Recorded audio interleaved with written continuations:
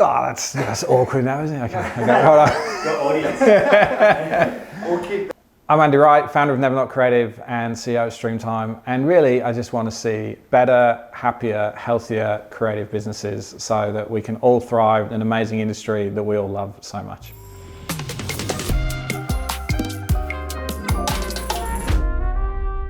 That's your background, right? Did you mind switching? Agencies, yeah. You've been around all the big guys, Landor. So I ran Interbrand, lived in Melbourne for a bit, ran Interbrand. Yeah. Landor, RGA, for the people. Were you on the tools or mainly managing? By that time, mainly managing, and I was more kind of strategic. So that would be where I'd spend most of my time. But yeah, always interested in trying to do new things. So bringing new ways of working in. There were times when we did this thing once at Interbrand, which was, the idea was a brand in a day.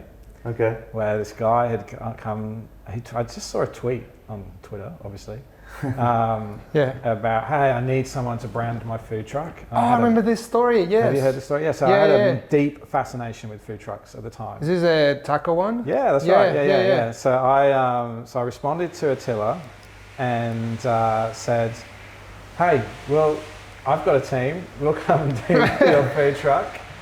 And he goes, really? I said, yeah. He goes, oh, so what do you guys do? And he had heard of Interbrand actually. And so it was hard to just take on a pro bono taco truck, right? Can't really sell especially that into the Interbrand, business. the whole team. Yeah, exactly. So what I said was, hey, we're going to do this differently. And I was very fascinated by agile thinking, sprints and all that kind of stuff at the time, the Google sprint, that thing. And so I said, hey, what if, to the team, we do this on a Saturday, right? And we take all our stuff and we just set up studio in this guy's kitchen. And that's what we did. So literally you had I don't know how many of this, there's probably 25, 30 people from in someone's house. One of the world's best branding studios, right? He had a commercial kitchen where he prepped a lot of stuff. Right, okay. So we went over and we broke up the day. We had project managers making sure we were keeping to time. In the morning it was all kind of a bit of sort of conceptualizing and research and that kind of stuff. Yeah. One team took on customer experience, another team took on identity, another team took on what do we put up in menus and all that kind of stuff. And it was this mad 12-hour day, and we had Attila, who's the guy whose truck it was, just making us tacos all day, and the best food. Nice. The best food. Yeah. That's a good paid off. And so and then the real story is that of course we didn't manage to get it all done in a day. We got a lot of the idea done, and we got a lot of the concepts. Had the core. And then and then it was we had to get the artwork right, the printing. We had to get it to fit on the truck. It's the last 20% of the project. It's always actually the big bit. So it's things like that where I go, let's work differently. Nice. And that always kind of just drives me a little bit more. And that was good. That's really cool. Is the food truck still exist somewhere? No, it doesn't. And Attila actually, he's still kind of in the game, but he just closed his restaurant, unfortunately, because it's very hard for hospitality at the moment. But we did this 10 years ago. 10 years ago. Wow. There is a case study up and a video of the whole thing, which is really good. The video is great. Yeah, cool. Yeah. I think I've heard about the form of payment. I don't know if you mentioned this before because I was getting the mic ready, but part of the form of payment was to eat tacos forever. Is that true, or is that Taylor and I are good legend? friends. Yeah. So free tacos. I do pretty much if ever I'm going by and I pop in. Okay. Attila would normally give me some. He gives me labneh bread and this chiltepil, which my wife loves, which is this kind of seeds and grains and spices and stuff. Nice. Is that the chili? Yeah, chiltepil. You heard of it? It's one of the hottest ones. No, it's not one chili. It's more like a mix of stuff. Yeah. Oh, okay. Because I thought chiltepin was one chili, and it's like a little sphere, a pinball ball. Maybe it has that in it. I don't know, but it's extremely hot. Yeah. Yeah. So you would know. I would know. Yeah. There was a wings, chicken wings place back in Mexico called like that, and the hottest sauce was made out of chiltepin. Yeah. Okay. Yeah, and you wouldn't want to order that one. No, I mean, I don't even order the lowest one, so I wouldn't even try that one. Man, yeah, man. no, awesome to hear that, because I feel like when we were trying to research a little bit about you, you have so many things going on. Fingers in a lot of pies. Yeah, there's so many parts to you, which is interesting. I think that speaks to the point you were saying earlier, that you just like to take on different projects. Yeah, so I mean, I actually am able to do that now because I've kind of come out of agency land. Yeah. You know, there's not as much rushing around and fighting fires and responding to clients. So the day job is running Streamtime, which is a software company. Yeah. And it's, if anything, it's more fascinating because I actually now get to work with like 1,500 different agencies because we, that they're our customers. Yeah. And so a lot of the work that we do, or that I do around Never Not Creative, mentally healthy, and all that kind of stuff, also now I get to kind of bleed into Streamtime. So for Streamtime, it's really, for us, it's about this bigger goal of creating happier, healthier, creative businesses. Yeah. And so, it's not something you'd normally hear from a project management software. Not at all. Right? Not at all. But because a lot of us have like the lived experience of being in the agency world, and we know that we'd like to make it better. Yeah. Then actually, and we're of no illusions that software can do that. Right? Yeah. Don't think that you can get an app and suddenly everything's fine. Yeah. But it can help, and we can actually coach and nudge and put the right things into the product to help you make and lead you to the right decisions. Yeah. A lot of the stuff has been talked here, right? Which is, how to, let's put it what it is, which is how to manipulate behavior. Right. To get people to consume more or scroll further. Get their longer, attention, as Alex was saying before. Yeah. We like that idea, but for good, right? So maybe we can use our software to manipulate better decisions, not burning your team out, looking ahead so that you don't get into positions where someone has to come in on the weekend. Yeah. And also the other thing that we've just introduced with it is this thing called the happiness coach. Yeah. Where the way Streamtime works is we got rid of timesheets, and you basically have a to-do screen, and you drag a task from to-do to done, and that's it, it's done. Like your time got recorded, it goes on the job, it all updates in real time.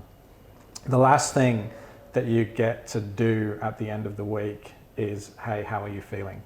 Okay. And you drag that to do onto an emoji, because emojis. Yeah. And, you can't go wrong with emojis. Yeah, exactly. And you then give us a little bit more information, which is, and it's related to the SMART framework that I talked about before. So SMART framework is a framework built by the Future of Work Institute. When you say, sorry, University. when you just to see if I understood correctly, when you say you give us information, you mean you give us Streamtime, or you give your team? No, so you give it to Streamtime. Okay. So you basically, it comes down, you stick it onto the little modal pops up. Yeah. And you say, I'm really happy because work was really stimulating this week. Right. Gotcha. And if you want, you can write a couple of notes, and you can also associate it with a job. Like if there was a job that you've been working on a week and you kind of wanted to call it out, then that's a good thing as well. And we kind of just collect that data at the moment. It's in its infancy. But it means that we can start to share with leaders the overall levels of happiness in the team and what's driving it. Importantly, I should say that information is 100% confidential. So we do not, like, you don't say that you're unhappy and then it goes straight to your boss, and your boss goes, oh God, grumpy, get rid of him. We wanted that other person anyway. Right. Yeah. So that's not what happens, and in fact the data is owned by the individual until they choose to share it. Right. Okay, gotcha. And so if they want to be able to kind of share it, and they've kind of like been, I guess I kind of do it like, it's a bit like journaling. Okay. Because you've been writing notes, you've been saying how you've been feeling. How you've been feeling this particular day and everything. Yeah. And then if you choose to share that with your boss, then great, right? But the boss will see the trend of, look, how's the happiness over time. Right. So that's kind of that's a massive leap from the first time I used Streamtime. Yeah. When it was, I'm going to say, a glorified spreadsheet. Yeah. It was so hard to use, man. And then you guys did the rebrand, and now you're talking about, a way to give feedback in a more human way. It's just like complete opposites. Yeah. And that's what we want to achieve with it. I think it's, Like that's the opportunity to make software more human, but make these businesses more sustainable. Like we can't just keep churning people up and spitting them out, right? Yeah, 100%. So a lot of that is what we're doing, and we can take that further. We're looking at how we can help you understand how you're doing versus other businesses, right? Like yours. Yeah, right. So, you never know whether you had a good month, right? You know whether it was better than last month, and you know if it's better maybe if you look back far enough than last month, last year, right? But not necessarily against, like cohorts of agencies like you, for example. And we can also start to say, look, actually, you know what? There's obviously other stuff going in the world that's affecting people right now, and happiness levels are lower. Yeah. But the one thing we've seen so far, and because I put that smart work framework into the research that we did as well, is that tolerable demands in this industry are not tolerable. Right? Stimulation is good. Yeah. Support isn't too bad. I think we're quite good at we're nice people on the whole, Right. supporting people. But also agency, and I think this will vary depending on cultures of different businesses. Yeah. But the ability you have to decide when you do the work and how you do it Right. can be a problem. Like we can see that spike because you feel like you have no control. Yeah, it's also interesting. As you speak, I'm thinking. Do you think the fact that now you're able to kind of communicate with the software and sort of say, this is how I feel, helps you normalize the whole, even the conversation of like, you know what, actually I felt really bad this week. Maybe I feel more empathized to speak to somebody about it. They may be going through the same thing. It's there, right? It's I'm reflective. visualizing it. Exactly. Right? And you don't often get the time to, or take the time to, check in with yourself. No, Actually, it can just help checking in with yourself and go, I didn't have a great week. Or, there are no reminders either at all. Like if you don't do it to yourself, there's nobody's gonna ask. I think Slack recently introduced a feature where, or inside under your status, you can say I'm not feeling well, but not like sick. Right. It's just like I'm not mentally ready to talk to anybody right now. The language around it is improving as well. And I think that what do you think about introducing things like that throughout? The thing I'm very wary of is putting in functionality or capability that does help, not add to the problem. So, for example, like notifications. Okay.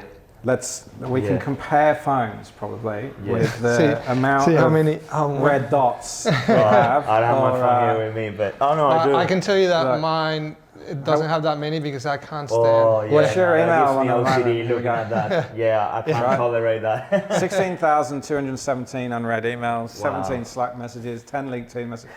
Right now, can you take a screenshot of that? We'll try to include it here. Okay. So thanks, man. I'm at peace with that now. Right. It's gone too far. I can't control it, and I'm like, okay, that's cool. Okay. And good on you, because that gave me a headache just looking at it. Right. And so when it came to designing notifications into Streamtime, geez, the last thing you need, right, is another pop-up, email, text message saying this deadline's coming up, or so-and-so tagged you on this. So all we do is we put a little blue dot in the top left, and if there's something there for you, you'll know it's there and you'll get to it when you can get to it. I guess if it's really urgent, someone will pick up the phone and call you, exactly. Right? The software doesn't need to do it all, right? Like, if it's really urgent, you don't need this thing pinging off, right? Yeah. You just need, someone will come and see you, or someone will, and that's really my approach to these notifications. Devices, If it's really important, someone will really try and get hold of me. So we're very wary of the software not adding to all of that stress and anxiety. Even to the point where, like, if things go wrong, let's try and not make it too red. Nothing worse than like logging into something and seeing everything red. Which seems to be kind of a universal language. That it's kind of the problem with design sometimes, that it becomes this norm and then everyone kind of follows without really stopping and thinking, is this really a good thing to do? I haven't used the software myself, but I was talking to somebody yesterday and they were speaking highly about it. They were like, man, it's so easy to use. The thing about to do and done is literally from top of the screen to the bottom of the screen, and that's done. And then you can visually see how much you have to do and how much you've done. You know? Nice. Yeah. And yeah, like the whole experience about onboarding as a little guy walking. Does that still happen? When you. I think we might have just taken that off. Well, because actually the company just got sold. Oh, gotcha. Right. So we've got new owners. And the little guy actually is a representation of he's tiny Aaron.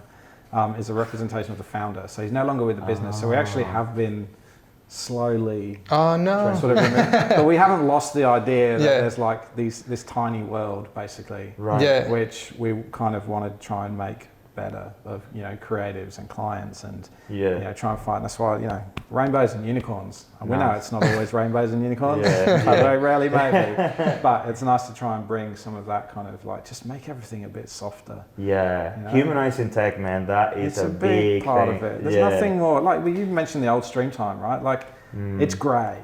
It looks like a spreadsheet, sounds like a spreadsheet. It is a spreadsheet. Did you? So you came up with a Streamtime idea back then, or how did you?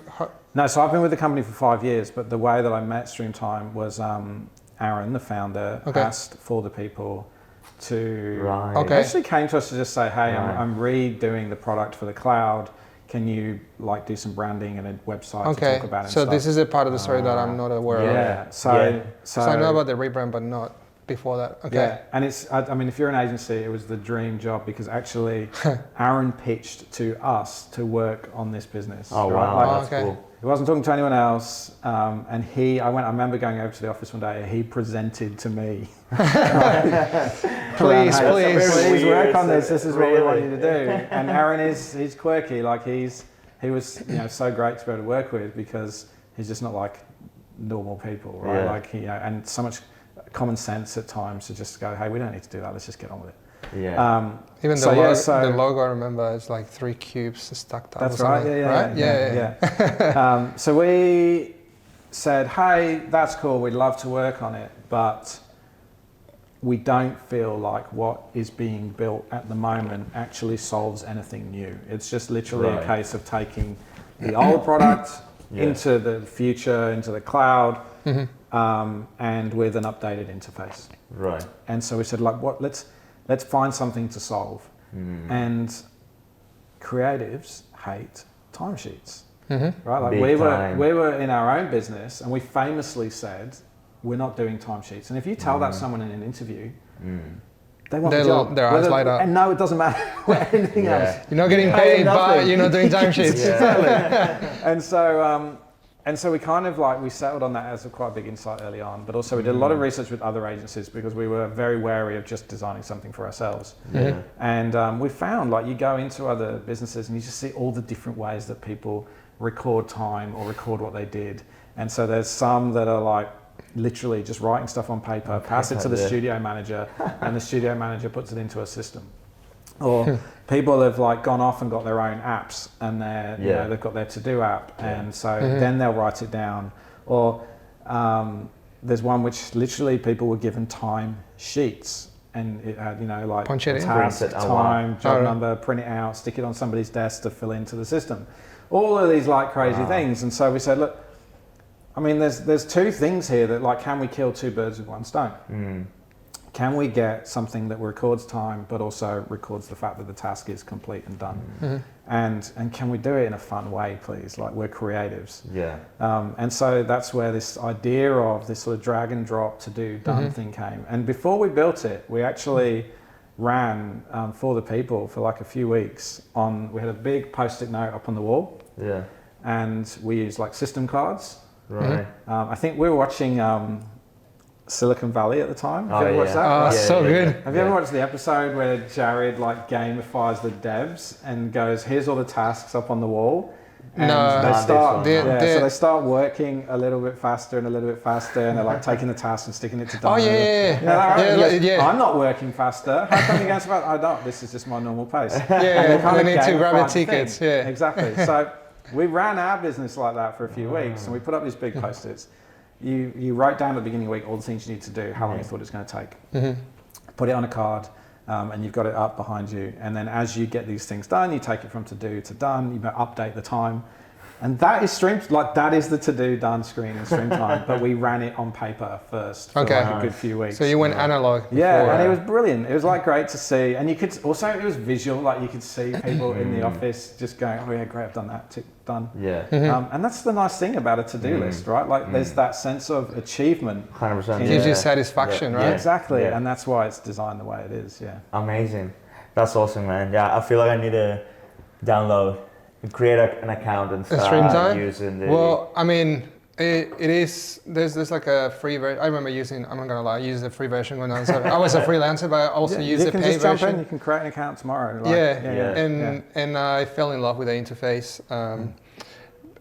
But yeah, we also share the same analogy of not doing timesheets, right? Because it's just, back in the day, freelancing, you have to do timesheets twice. Once for the studio that you were working for, and the other one, if you were going through the recruitment agency, you will do it for the recruiters as well. We've actually talked about that recently. And then they will have to match those at their end. I think so. I think something like that. So you could get paid. I had so many emails on a Monday morning, like from the recruiter going, "Hey mate, you're missing some hours," and I had to like run to the timesheet, make sure they match, send them so I can get paid, you know, because it was like a last minute pay run. It's interesting. It's actually something that we've talked about, and we actually have been talking about it actively recently, which is, what if we gave freelancers, I'm giving strategy away, what if we gave freelancers free accounts?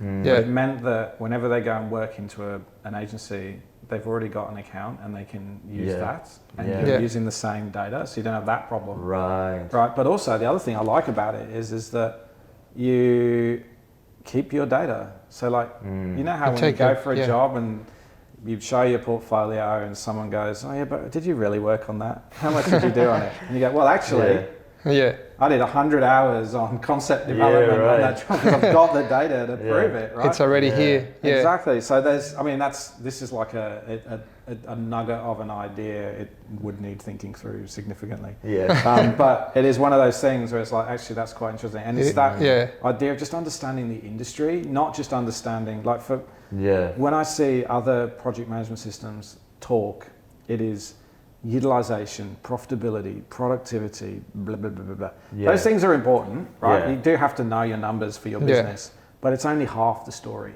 The other half of the story is the people. Well, there is the people that have to do timesheets, like the creatives, the people on the tools, and there's the people that have to look after the numbers of the business, right? And you don't have to create one solution that, I mean, you have to create a solution for each, that's what I'm trying to say, you know, and the to-do list is probably not going to help the account manager. You know, I don't know, but I mean that's kind of how they. But when you want the numbers, you don't have to see the numbers all the time. You know, that's what I'm trying to say. Yeah, I also feel like every other software, project management software that I've used, it's just overloaded with so much stuff in it. Like I don't want to call names, but there's one in particular that I used recently. And are you gonna get fined by your sponsor or something? Yeah, well, no. I just, on Monday, no longer gonna. Look, Hightail. No, it's not. How can you tell? That was exactly. I know that because a lot of Monday is amazing. Yeah. Right. I think Monday's cool. All right, let's address the elephant in the room. That's fine. But a lot of people come to us because Monday is, for some people, a sledgehammer trying to crack a nut. Yeah. Right. Yeah. Like, it can do so much. It can be so powerful. But you actually really need a lot of help to go, right, how do I set it up? Whereas obviously we're quite niche, right? Like we are for the creative industry. So the things are set up in a way that they're they're not out the box ready to go, but you know, it feels familiar. Yeah. So we have a lot of people come from Monday to Streamtime, having tried it. Yeah. Asking for a job from Monday to Streamtime. No, I'll tell you, I can empathize with that because, I felt like it was doing.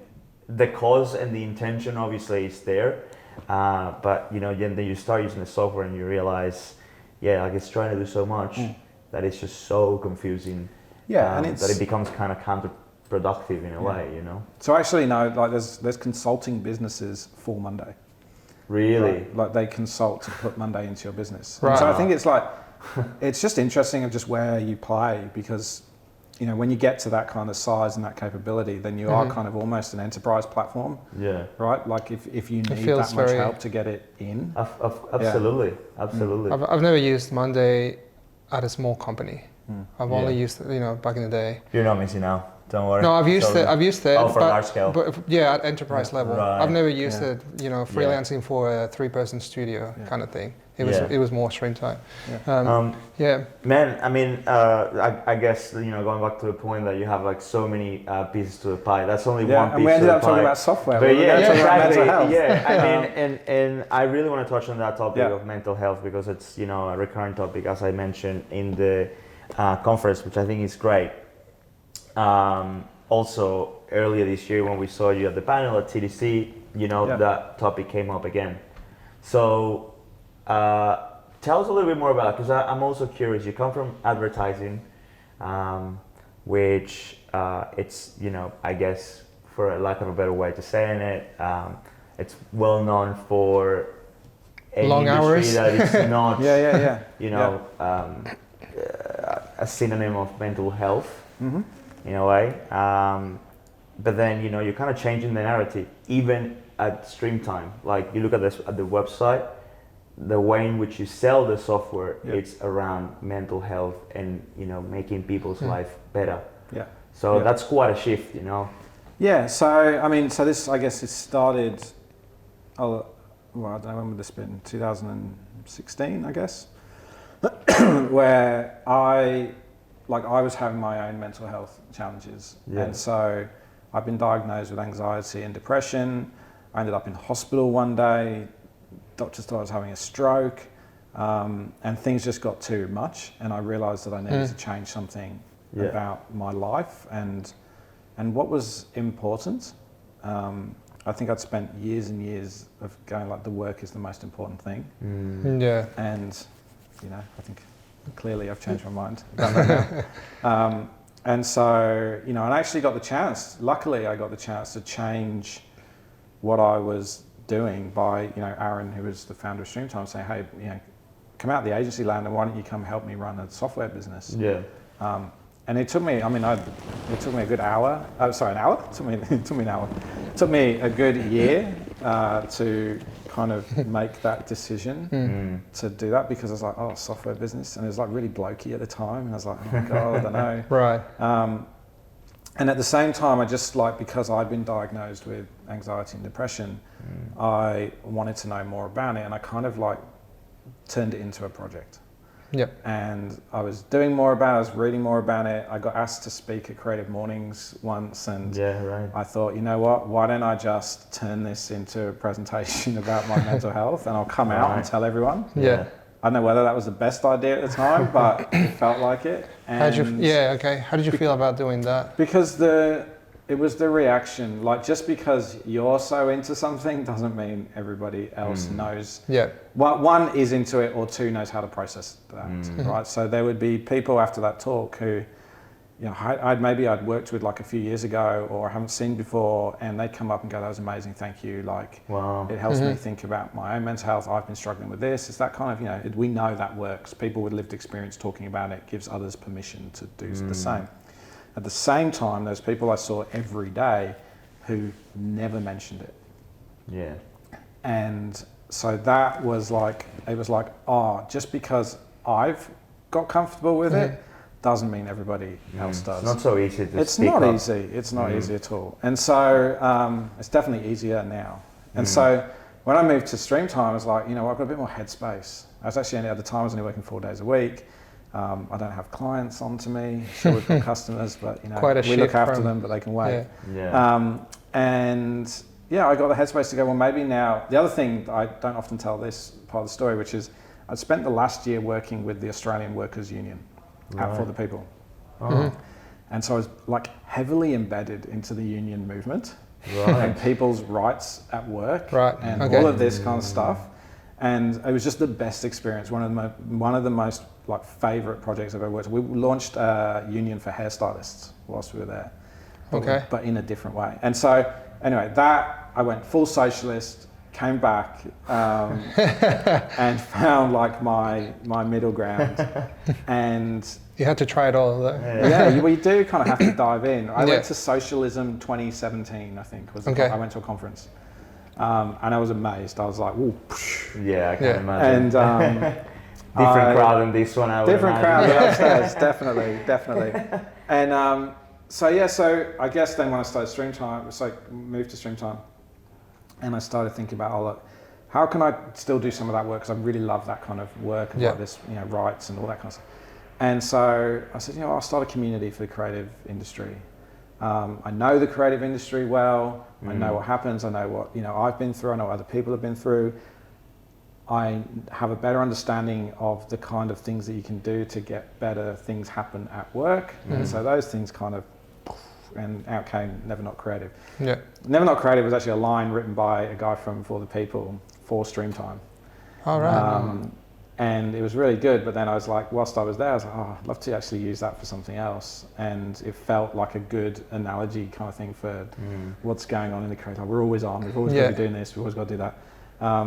And so I pulled it out of Streamtime, used it for Never Not Creative, and then you have all the other projects under that umbrella. Yeah, so then the first thing we did was the mentally healthy research. I was like, hey, I think there's a problem in the industry around mental health, but it's kind of, and once you start talking about it, you kind of, you like attract other people that are interested in it. I just wanted to make sure that like, this is a big thing. I think it is, so let's go quantify it. And I went to a conference called Purpose, and the director of like a government agency called Everymind that does research into mental health spoke there. Okay. They'd just done a study around the mental health of small businesses, and I reached out and said, hey, can we take that study and can we adapt it to the creative industry? She's like, yeah, great.